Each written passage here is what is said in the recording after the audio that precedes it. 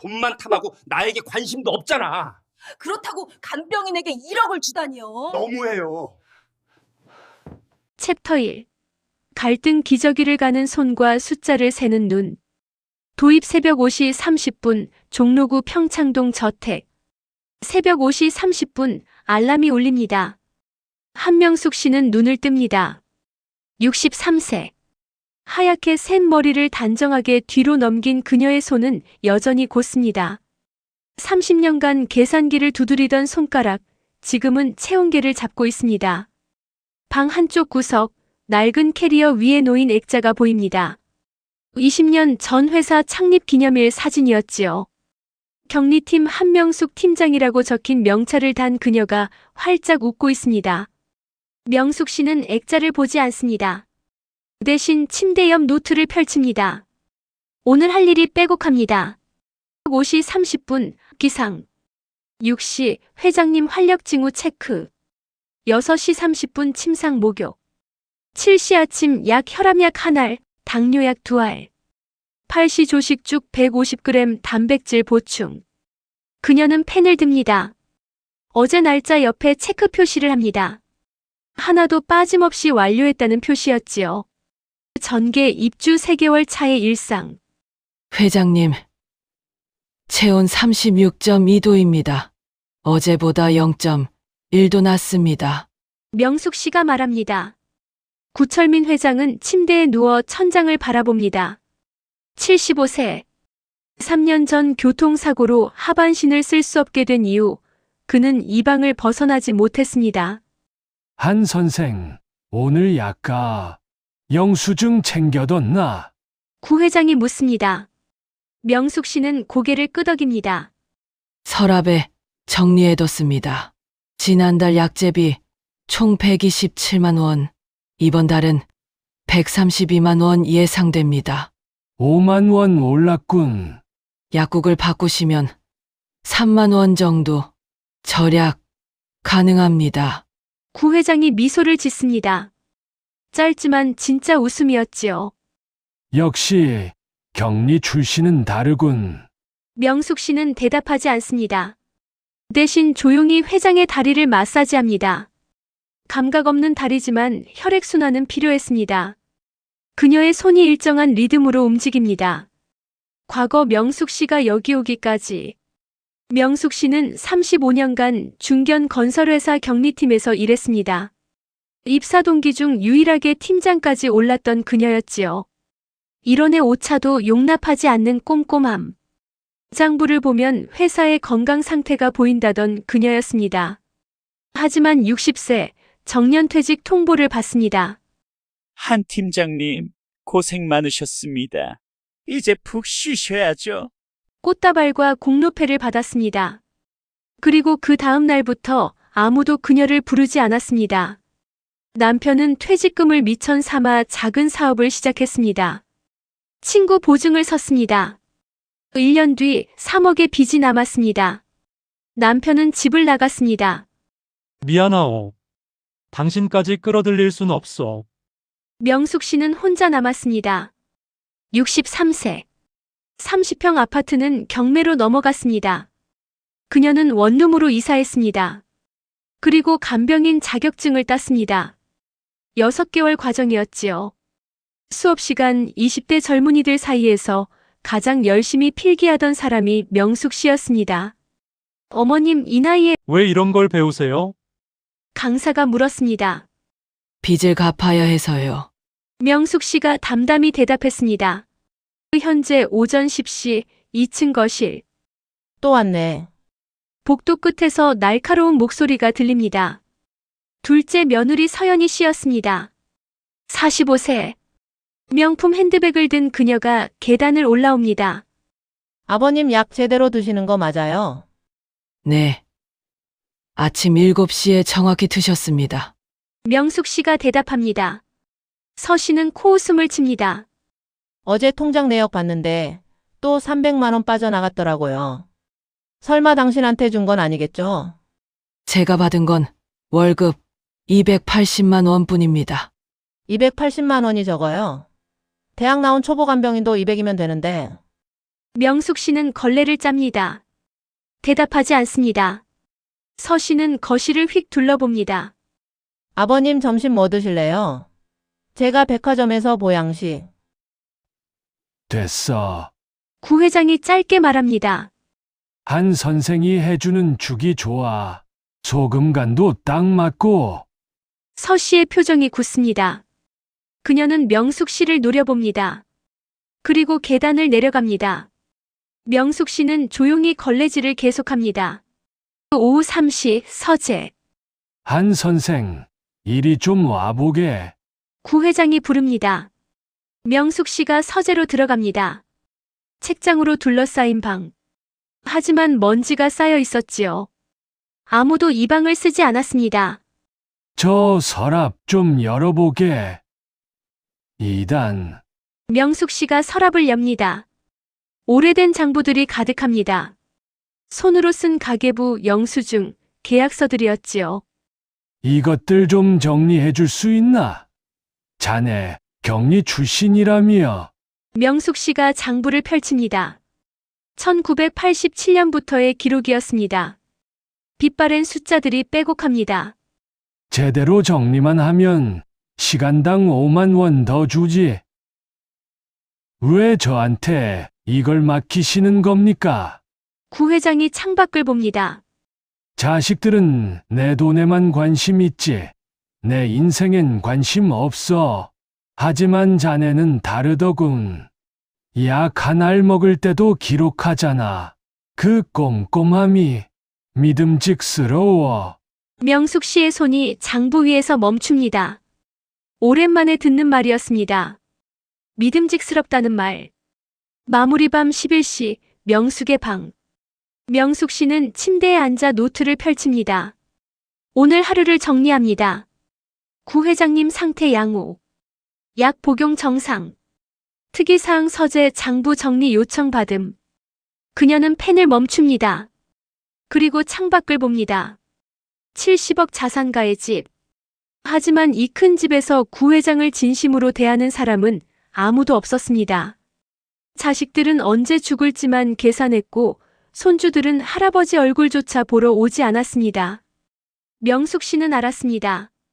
외로움은 돈으로 채울 수 없다는 것을. 하지만 그녀도 알았습니다. 자신에게도 3억의 빚이 있다는 것을. 아들에게 물려줄 빚이 있다는 것을. 한 선생, 자네만 믿어도 되겠지. 낮에 들었던 구 회장의 말이 귓가에 맴돕니다. 명숙 씨는 노트를 덮습니다. 그리고 불을 끕니다. 어둠 속에서 그녀의 눈만 반짝입니다. 무언가 시작되려 하고 있었습니다. 챕터 2. 선택 비밀 금고의 열쇠와 1억 원의 유혹. 도입 2주 후 밤 11시 서재. 장부 정리를 시작한 지 2주가 지났습니다. 명숙 씨는 서재 책상 앞에 앉아 있습니다. 노트북 화면에는 엑셀 파일이 떠 있었지요. 1987년부터 2025년까지 38년간의 지출 내역이 정리되어 있습니다. 구 회장은 휠체어를 타고 그 옆에 있습니다. 그는 화면을 보며 고개를 끄덕입니다. 역시 한 선생이 정리하니까 한눈에 들어오는군. 명숙 씨가 마우스를 움직입니다. 그래프가 나타납니다. 자녀들에게 간 돈의 흐름이었지요. 큰아들 교육비 12억, 둘째 사업 자금 8억, 막내 결혼 자금 5억. 구 회장의 얼굴이 굳습니다. 25억을 쏟아부었는데 병원비 낼 때는 서로 눈치만 보더군. 명숙 씨는 조용히 노트북을 덮습니다. 더 이상 보여드리고 싶지 않았습니다. 회장님 이만 주무셔야 합니다. 약 드실 시간입니다. 한 선생. 구 회장이 그녀를 부릅니다. 목소리가 낮았습니다. 나 좀 따라와 보게. 전개 침실 안비밀 금고. 구 회장이 휠체어를 몰아 침실로 들어갑니다. 명숙 씨가 뒤따릅니다. 침실 한쪽 벽 커다란 풍경화가 걸려 있었습니다. 구 회장이 그림을 가리킵니다. 저걸 좀 치워보게. 명숙 씨가 그림을 내립니다. 뒤에 벽면 금고가 드러납니다. 오래된 금고였지요. 손잡이에 녹이 슬어 있습니다. 구 회장이 주머니에서 작은 열쇠를 꺼냅니다. 이 집에서 이 금고를 아는 사람은 나뿐이야. 자식들도 몰라. 명숙 씨는 뒷걸음질을 칩니다. 회장님, 저는 겁먹지 말게. 자네한테 돈을 주려는 게 아니. 구 회장이 열쇠를 명숙 씨 손에 쥐어줍니다. 차가운 쇠 감촉이었습니다. 한 선생, 열어보게. 명숙 씨의 손이 떨립니다. 열쇠를 금고에 꽂습니다. 돌립니다. 딸깍. 문이 열립니다. 안에는 서류 뭉치와 통장이 가득했습니다. 그리고 현금 다발. 10,000원권이 빼곡히 쌓여 있었지요. 75억이야. 구 회장이 말합니다. 자식들 몰래 모아둔 돈이지. 내가 죽으면 이것들도 다 상속세로 빠져나가겠지. 하지만 그가 명숙 씨를 봅니다. 나는 내 돈이 어디로 가는지 정확히 알고 싶어. 한 선생, 이 돈을 관리해 주겠나? 회장님, 저는 그냥 간병인입니다.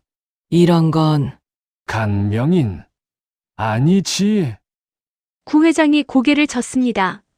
자네는 35년 경력 격리 전문가야. 내가 평생 만난 사람 중에 숫자를 가장 정직하게 다루는 사람이고. 갈등 1억 원의 제안. 구 회장이 금고에서 통장 하나를 꺼냅니다. 명숙 씨에게 건넵니다. 이건 비자금 계좌야. 1억 5천이 들어있지.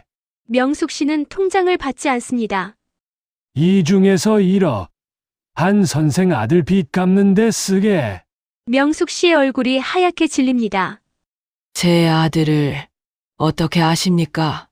한 선생 방에 있는 독촉장 봤어. 휴지통에 구겨 넣은 걸 청소하다 봤지.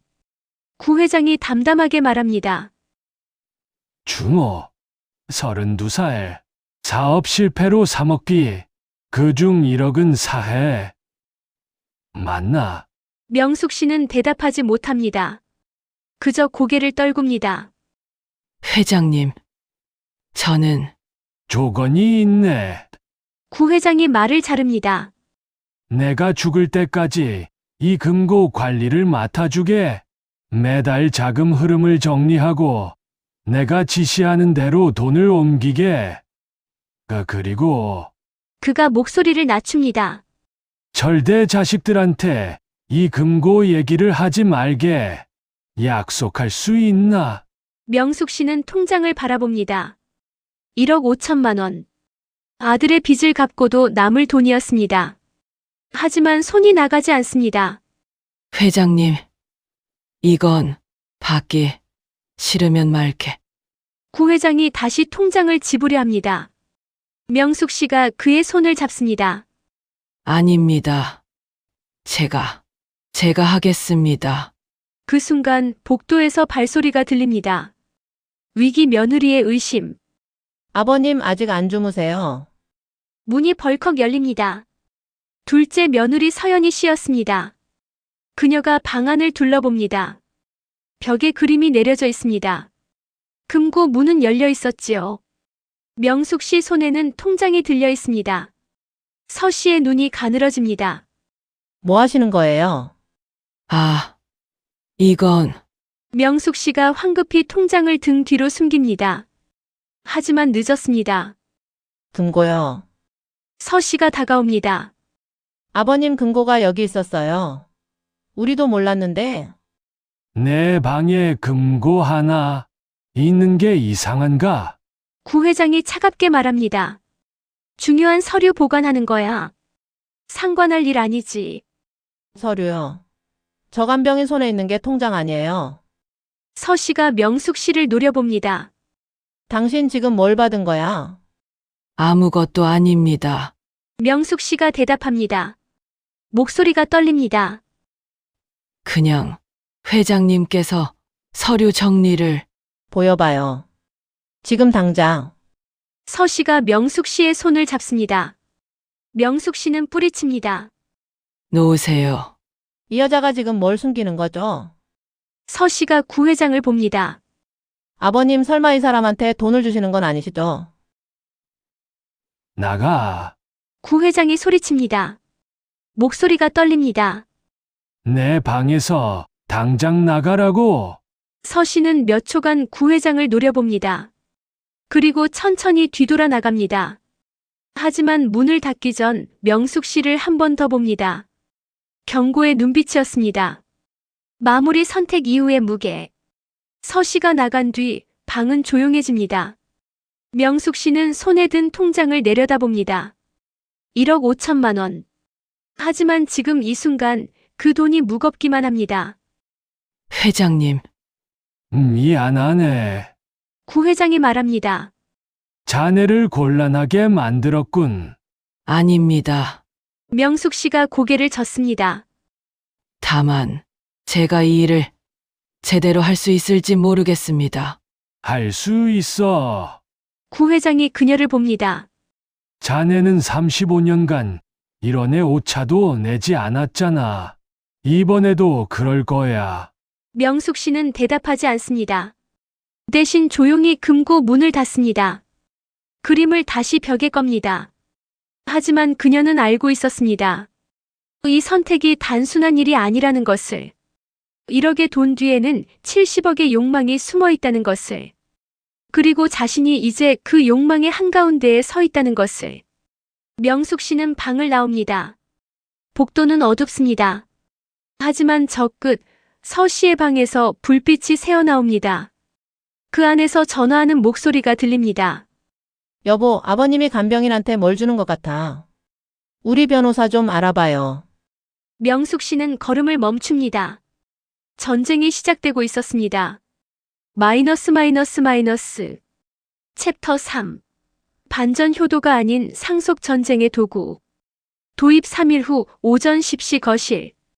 명함 한 장이 탁자 위에 놓입니다. 법무법인 정도. 김태원 변호사. 서연애 씨가 말합니다. 그녀 옆에는 큰아들 구민석 48과 막내 구민 제42가 앉아 있습니다. 세 남매가 모두 모인 건 1년 만이었지요. 명숙 씨는 소파 끝에 앉아 있습니다. 손을 무릎 위에 가지런히 모았습니다. 한명숙 씨, 김 변호사가 서류를 펼칩니다. 구 회장님 계좌에서 지난 3주간 총 1억 8천만 원이 인출됐습니다. 모두 당신 명의 계좌로 입금됐고요. 그건 설명은 나중에 하시죠. 일단 이것부터 보십시오. 변호사가 또 다른 서류를 내밉니다. 의료 소견서였습니다. 구 회장님은 현재 치매 초기 단계로 진단받으셨습니다. 3개월 전 검사 결과입니다. 명숙 씨는 고개를 듭니다. 무슨 말씀이십니까? 회장님은 정신이 멀쩡하십니다. 기록상으론 그렇지 않습니다. 큰아들 민석이 끼어듭니다. 한씨, 우리 아버지가 당신한테 돈을 준 건 판단력이 흐려진 상태에서 한 일이에요. 법적으로 무효입니다. 저는 돈을 받은 게 아닙니다. 회장님께서 금고 관리를 금고? 셋이 동시에 묻습니다. 명숙 씨는 입을 다뭅니다. 실수했습니다. 서 씨가 냉소를 띱니다. 가요. 금고까지 알고 있다니까요. 이 여자 완전히 계획적이에요. 전계 2층 복도에서 엿들은 진실. 그날 오후 3시 명숙 씨는 2층 복도에서 청소를 합니다. 큰 방에서 목소리가 들립니다. 문이 반쯤 열려 있었지요. 세 남매가 모여 있습니다. 형, 이거 진짜 잘 됐어. 막내 민재가 말합니다. 간병인한테 돈 흘러가게 놔뒀다가 나중에 한꺼번에 횡령으로 고소하는 거지? 맞아.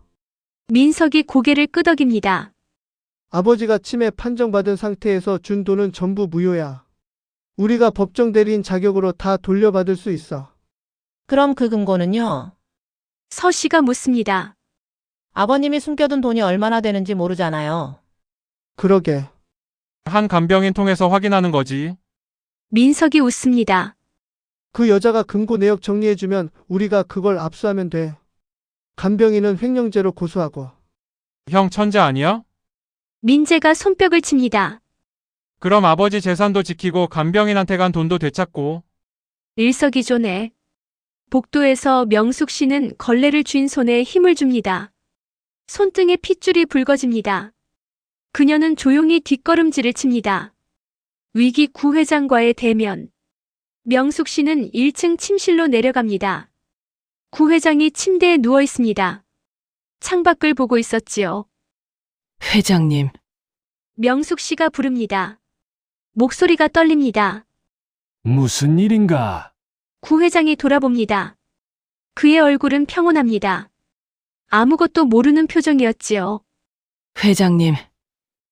제가 여쭤봐도 될까요? 말해보게. 회장님께서 저를 믿으십니까? 구 회장이 미소를 짓습니다. 믿고 말고. 자네만큼 정직한 사람 본 적 없어.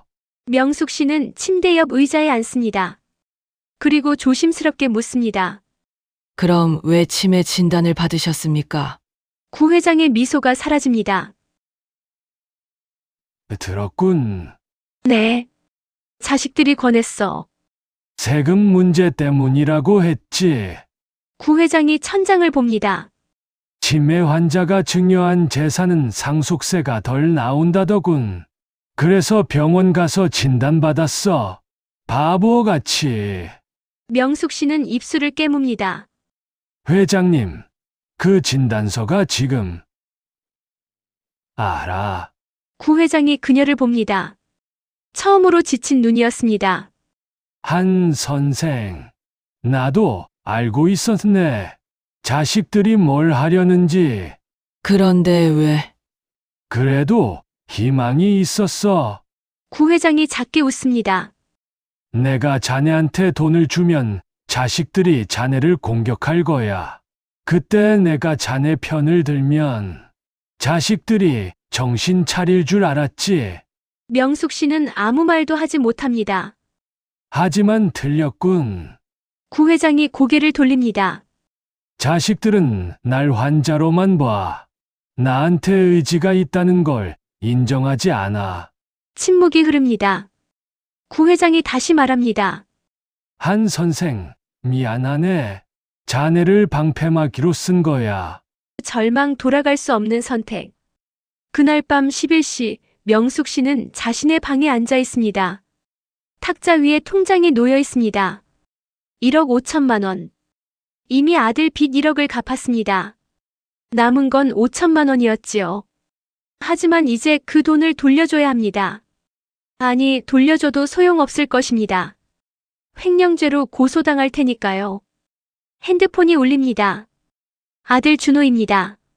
엄마, 진짜 고마워. 사채 다 갚았어. 아들의 목소리가 밝습니다. 엄마가 어떻게 그 돈을? 준호야, 명숙 씨가 말을 자릅니다. 엄마가 잘못했을 수도 있어. 무슨 소리야? 나중에 얘기할게. 전화를 끊습니다. 명숙 씨는 핸드폰을 내려놓습니다. 거울에 비친 자신의 얼굴을 봅니다. 63세.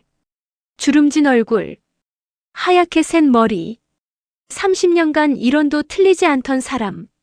남의 돈을 절대 건드리지 않던 사람. 그런 사람이 지금 횡령범이 되어 있습니다. 아니, 처음부터 횡령범으로 만들어질 예정이었던 것입니다. 명숙 씨는 노트를 펼칩니다. 오늘의 기록을 씁니다. 구 회장님 상태 양호. 약 복용 정상. 특이사항. 펜이 멈춥니다. 쓸 말이 없습니다. 아니, 쓰고 싶지 않은 말뿐입니다. 나는 이용당했다. 마무리 어둠 속의 작은 빛. 다음 날 아침 명숙 씨는 평소처럼 6시에 일어납니다. 구 회장의 체온을 잽니다. 36.3도. 약을 챙깁니다. 혈압약 한 알, 당뇨약 2알. 모든 게 평소와 같습니다. 하지만 아무것도 같지 않습니다. 한 선생. 구 회장이 부릅니다. 자네, 그만둘 생각이지? 명숙 씨는 대답하지 않습니다. 침묵이 대답이었지요. 떠나기 전에 하나만 부탁하네. 구 회장이 서랍을 엽니다. 오래된 수첩을 꺼냅니다. 이거 좀 봐주게. 명숙 씨가 수첩을 받습니다. 펼칩니다. 1990년부터의 기록이었습니다. 손으로 쓴 숫자들이 빼곡합니다. 이게 뭡니까? 내가 자식들한테 준 돈 기록이야. 구 회장이 말합니다. 35년간 1원까지 정확히 적어뒀지. 자네만큼 꼼꼼하진 못해도 말이야. 명숙 씨는 수첩을 넘깁니다. 큰아들 학비, 둘째 사업 자금, 막내 결혼 자금. 모든 게 기록되어 있습니다. 총 68억이 나갈 거야. 구 회장이 조용히 말합니다. 한 선생, 이 기록을 증거로 남겨주게. 내가 정신이 멀쩡했다는 증거로. 명숙 씨는 수첩을 꼭 줍니다. 그리고 구 회장이 그녀를 봅니다. 처음으로 진심이 담긴 눈이었습니다. 자네는 잘못한 게 없어. 내가 미안하네. 명숙 씨는 고개를 숙입니다. 눈물이 날 것 같았습니다. 하지만 참습니다. 회장님, 아, 응. 제가 할 수 있는 일이 정말 없을까요? 구 회장이 오랫동안 침묵합니다. 그리고 작게, 아주 작게 말합니다. 싸워줄 수 있겠나? 명숙 씨는 수첩을 가슴에 안습니다. 35년간 숫자를 지켜온 사람. 그 숫자들이 이제 무기가 되어야 할 때였습니다. 챕터 4. 각성 나도 사람이고 전문가였습니다. 시작 일주일 후 오전 9시 거실. 명함 2장이 탁자에 놓입니다. 법무법인 정도. 김태원 변호사. 그리고 그 옆에 법무법인 새벽. 이지연 변호사. 명숙 씨가 놓은 명함이었습니다. 세 남매가 놀란 표정으로 그녀를 봅니다. 한명숙 씨, 당신이 왜 변호사를? 저도 제 권리를 지킬 자격이 있습니다. 명숙 씨가 말합니다. 목소리가 떨리지 않습니다. 지난 일주일간 제가 조사했습니다. 구 회장님께서 제게 주신 돈은 정당한 대가였습니다. 대가? 큰아들 민석이 코웃음을 칩니다. 간병인 월급이 280만 원인데 1억이 정당한 대가라고? 간병인이 아니라 재무관리자로서 받은 급여입니다. 명숙 씨가 서류 뭉치를 꺼냅니다. 지난 3개월간 제가 정리한 회장님의 재무 기록입니다. 1987년부터 2025년까지 38년치 자료를 엑셀로 정리했습니다. 서류가 탁자 위에 펼쳐집니다. 빼곡한 숫자들이었지요. 전문 회계사가 하면 최소 2천만 원은 받을 일입니다.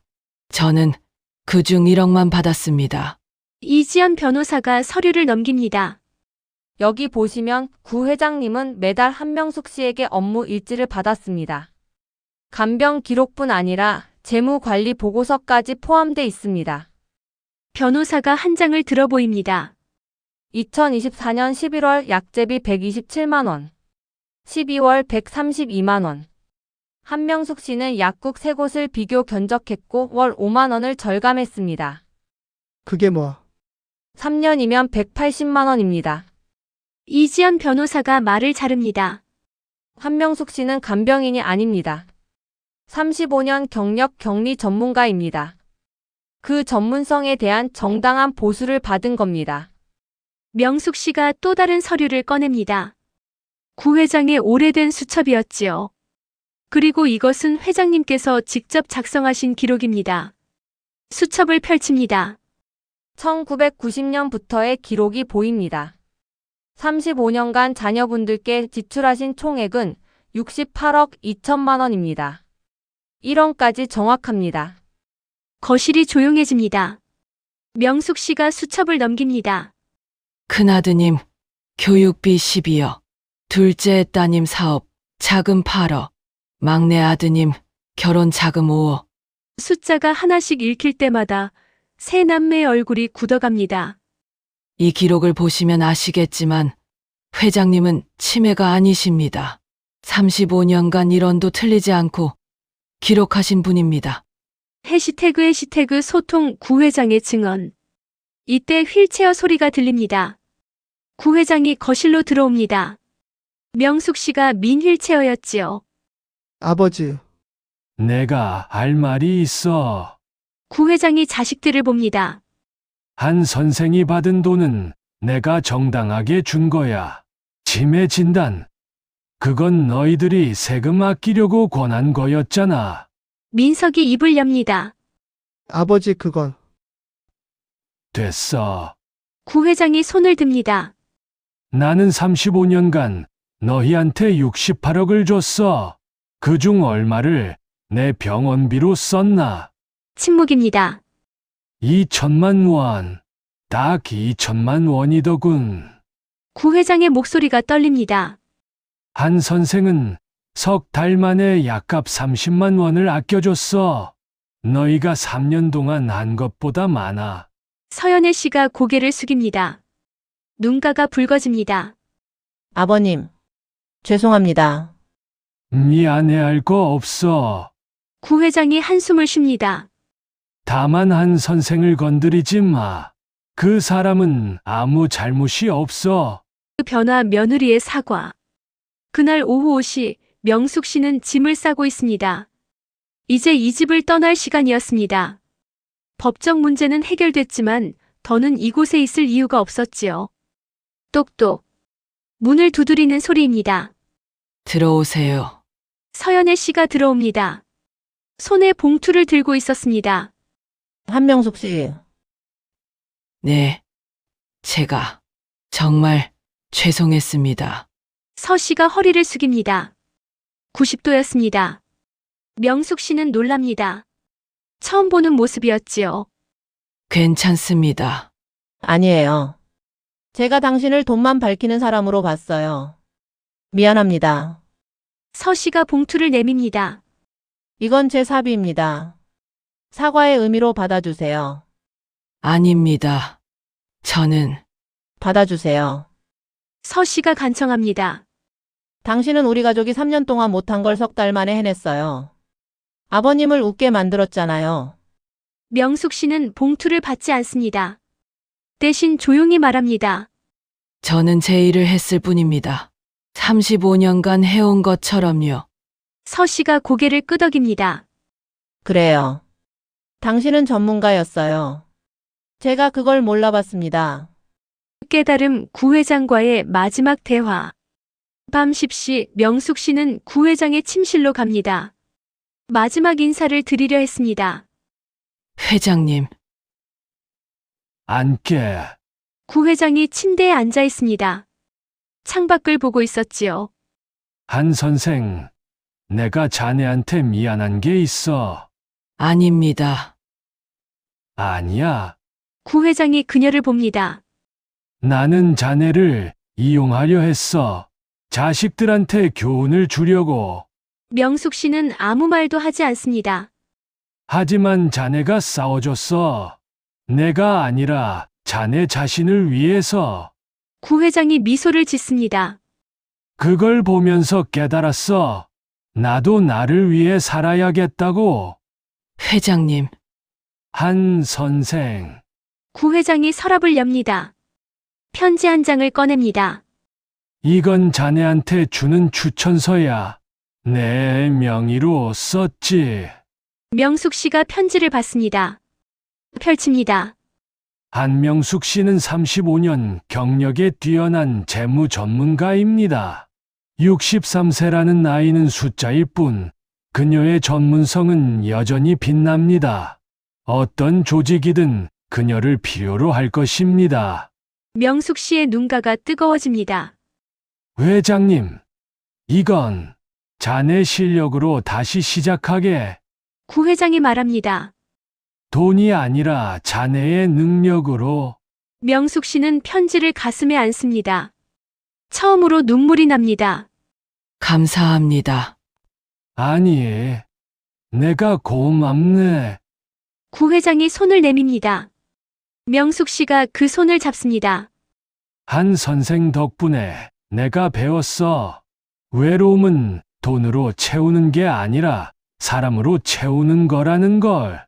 마무리 새로운 시작의 문턱. 다음 날 아침 명숙 씨는 집을 떠납니다. 현관 앞에서 구 회장과 세 남매가 배웅을 나옵니다. 한 선생, 나중에라도 연락하게. 그러겠습니다. 명숙 씨가 고개를 숙입니다. 캐리어를 끌고 대문을 나섭니다. 햇살이 따뜻합니다. 핸드폰이 울립니다. 문자입니다. 엄마, 나 중소기업에 취직했어. 이제 엄마 걱정 안 해도 돼. 엄마도 하고 싶은 일 하세요. 명숙 씨는 미소를 짓습니다. 그리고 추천서를 꺼내봅니다. 구 회장의 글씨가 단정합니다. 63세. 간병인. 횡령 누명. 그 모든 것을 지나왔습니다. 하지만 그녀는 알았습니다. 자신은 여전히 한명숙 35년 경력의 격리 전문가라는 것을. 명숙 씨는 버스 정류장으로 걷습니다. 새로운 시작이 기다리고 있었습니다. 마이너스. 챕터 5. 결말 영원으로 돌아온 평온, 그리고 진짜 시작. 시작 3개월 후, 가을 아침. 서울 마포구 작은 사무실. 문패에 사회적 협동조합 함께라고 적혀 있습니다. 명숙 씨가 책상 앞에 앉아 있습니다. 노트북을 켜고 엑셀 파일을 엽니다. 협동조합 회계 장부였지요. 2025년 9월 수입 1,240만 원. 지출 1,180만 원. 잉여금 60만 원. 숫자들이 깔끔하게 정리되어 있습니다. 명숙 씨가 미소를 짓습니다. 한 선생님 커피 드릴게요. 젊은 직원이 종이컵을 내밉니다. 20대 후반이었지요. 고마워요. 수진 씨. 선생님 덕분에 이번 달 적자 안 났어요. 진짜 신기해요. 60만 원이면 조금 남긴 거예요. 다음 달엔 더 절약해 봐야죠. 명숙 씨가 장부를 넘깁니다. 3개월 전만 해도 이 조합은 매달 200만 원씩 적자였습니다. 하지만 명숙 씨가 회계를 맡은 뒤 흑자로 전환됐지요. 선생님 나이가 어떻게 되세요? 수진 씨가 조심스럽게 묻습니다. 63이에요. 헐. 저희 할머니 나이신데. 수진 씨가 놀랍니다. 근데 엑셀을 저보다 잘 쓰시잖아요. 35년 하면 누구나 익숙해져요. 명숙 씨가 웃습니다. 전개 일상 속의 작은 행복. 점심시간 명숙 씨는 도시락을 엽니다. 김치, 계란말이, 시금치 나물. 직접 싼 도시락이었지요. 옆 책상에 수진 씨는 배달 음식을 먹고 있습니다. 선생님 매일 도시락 싸우세요? 응. 한 달에 30만 원 아껴져요. 대박. 저도 배워야 하나? 배우면 좋죠. 나중에 쓸 데가 많을 거예요. 명숙 씨가 숟가락을 듭니다. 평범한 반찬이지만 맛있습니다. 핸드폰이 울립니다. 문자입니다. 엄마, 오늘 퇴근하고 같이 저녁 먹을래요? 제가 살게요. 아들 준호였습니다. 명숙 씨가 답장을 보냅니다. 좋아. 6시에 집 앞에서 보자. 준호는 요즘 중소기업에서 영업사원으로 일하고 있습니다. 월급 280만 원. 많지 않지만 빚은 다 갚았습니다. 아들 멋있으시겠어요. 수진 씨가 말합니다. 네. 이제 제 걱정은 안 해도 돼요. 명숙 씨가 조용히 대답합니다. 회상 지난 3개월의 여정. 명숙 씨는 구 회장의 저택을 떠난 뒤 한 달간 일자리를 찾아다녔습니다. 추천서를 들고 여러 곳을 방문했지요. 하지만 쉽지 않았습니다. 죄송합니다. 저희는 젊은 인력을 찾고 있어서요. 63세시면 정년이 얼마 안 남으셨는데요. 거절은 정중했지만 분명했습니다. 명숙 씨는 포기하지 않았습니다. 대신 방향을 바꿨습니다. 정년이 없는 곳, 나이보다 실력을 보는 곳, 사회적 협동조합이었습니다. 경력이 정말 대단하시네요. 조합 이사장이 말했습니다. 하지만 저희 급여가 많지 않아요. 월 250만 원인데 괜찮으시겠어요? 괜찮습니다. 명숙 씨가 대답했습니다. 돈보다 제 일을 할 수 있는 게 중요합니다. 그렇게 명숙 씨는 다시 숫자를 다루기 시작했습니다. 관계 구 회장의 편지. 어느 날 명숙 씨에게 소포가 도착합니다. 발신인은 구철민이었습니다. 소포를 뜯습니다. 안에 편지 한 장과 작은 상자가 들어 있었지요. 편지를 펼칩니다. 한 선생께 잘 지내시는지 궁금하군요. 자식들과 관계가 조금 나아졌습니다. 둘째 며느리가 요즘 자주 들러요. 병원비도 스스로 계산하더군요. 한 선생 덕분입니다. 자네가 떠난 뒤 깨달았어요.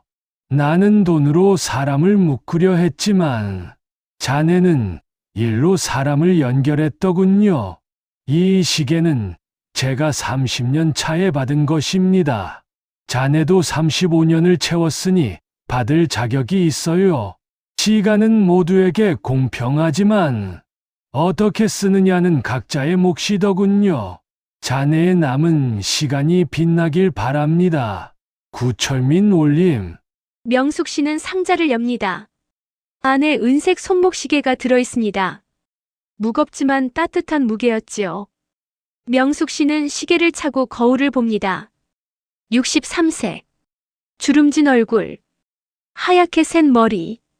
하지만 눈빛만은 35년 전 입사 동기 사진 속 그녀와 같았습니다. 마무리 저녁 식사, 그리고 미래. 저녁 6시 명숙 씨는 아들 준호를 만납니다. 작은 국밥집이었습니다. 준호가 국밥 2그릇을 주문합니다. 엄마, 요즘 일은 어때요? 좋아. 하고 싶은 일 하니까. 월급은요? 250만 원. 충분해. 준호가 고개를 끄덕입니다. 엄마, 미안해요. 제가 빚만 안 졌어도. 됐어. 명숙 씨가 아들의 손을 잡습니다. 그 일이 있었으니까 내가 다시 시작할 수 있었어. 고마워. 준호의 눈이 붉어집니다. 엄마는 진짜 대단하세요. 대단한 게 아니야. 명숙 씨가 미소를 짓습니다. 그냥 내가 할 수 있는 일을 한 거지. 35년간 해온 것처럼. 국밥이 나옵니다. 김이 모락모락 피어오릅니다. 명숙 씨는 숟가락을 듭니다. 뜨겁지만 맛있습니다. 그 에필로그 1년 후. 다음해 가을 명숙 씨는 여전히 협동조합에서 일하고 있습니다. 이제 조합은 안정적으로 운영됩니다. 매달 100만 원씩 적립금이 쌓이고 있었지요. 한 선생님 신입 회계 담당자 면접 보러 오셨어요. 수진 씨가 말합니다. 들어오라고 하세요. 문이 열립니다. 50대 여성이 들어옵니다. 어딘가 어색하고 긴장한 표정이었지요. 안녕하세요. 박미경입니다. 49이고요. 앉으세요. 명숙 씨가 의자를 권합니다. 경력이 어떻게 되세요? 은행에서 25년 일했습니다. 작년에 명예퇴직했고요. 박미경 씨의 목소리가 작아집니다. 나이가 많아서 어디도 안 받아주더라고요. 명숙 씨는 그 말을 듣고 미소를 짓습니다. 나이는 숫자일 뿐이에요. 25년. 경력은 숫자가 아니고요. 박미경 씨가 고개를 듭니다. 네. 제가 63세에 이 일 시작했어요. 지금 64예요. 명숙 씨가 이력서를 펼칩니다. 월급은 250만 원입니다. 하지만 당신의 25년 경력으로 이 조합을 더 키울 수 있어요. 함께 해보시겠어요? 박미경 씨의 눈에 눈물이 맺힙니다. 감사합니다. 정말 감사합니다. 명숙 씨는 고개를 끄덕입니다. 창밖으로 가을 햇살이 들어옵니다. 35년을 일했습니다. 3억 빚을 졌습니다. 70억 자산가의 집에서 일했습니다. 그리고 지금 월급 250만 원으로 돌아왔습니다. 하지만 명숙 씨는 알았습니다. 진짜 가치는 통장 잔고가 아니라 자신이 할 수 있는 일에 있다는 것을. 나이는 숫자일 뿐 경험은 자산이라는 것을. 명숙 씨는 노트북을 켭니다. 오늘도 숫자를 정리할 시간입니다. 손가락이 키보드 위에서 춤을 춥니다. 35년 전처럼 오늘도 내일도. 그녀의 인생은 계속됩니다.